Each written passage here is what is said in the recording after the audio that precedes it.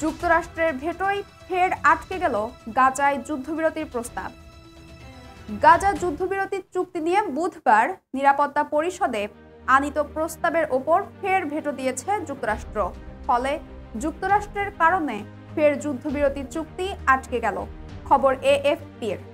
Washington জানিয়েছে, এখন যুদ্ধবিরতি প্রস্তাব পাশ হলে হামাস যোদ্ধারা উৎসাহিত হবে, ফলে জিম্মি উদ্ধার অনেকটা কঠিন হয়ে পড়বে।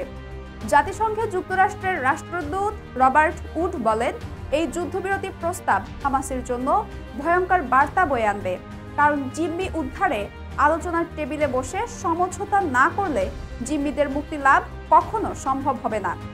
মার্কিন রাষ্ট্রদূত বলেন, আন্তর্জাতিক সম্প্রদায় গাজায় ইসরায়েলি বন্দীদের কথা ভুলে গেছে, কিন্তু আমরা তা হতে দিতে পারি না। আমরা জিম্মিদের ভুলে যেতে পারি না। এদিকে গাজায় যুদ্ধবিরতির জন্য আন্তর্জাতিক প্রচেষ্টা অব্যাহত থাকলেও যুক্তরাষ্ট্রের এই ভেটোকে সংকট সমাধানের পথে বড় বাধা হিসেবে দেখা হচ্ছে। এতে পরিষদের সদস্য রাষ্ট্রগুলোর মধ্যে মতবিরোধ আরও গভীর হয়েছে। এএফপি বলছে, এই যুদ্ধবিরতির প্রস্তাবটি ছিল কয়েক সপ্তাহের আলোচনার ফসল। নিরাপত্তা পরিষদের নির্বাচিত 10 সদস্য রাষ্ট্র প্রস্তাবটি উত্থাপন করেছিল। দর্শক, এই ছিল এখনকার মতো। পরবর্তী সংবাদ দেখার আমন্ত্রণ জানিয়ে এখানেই শেষ করছি। ধন্যবাদ।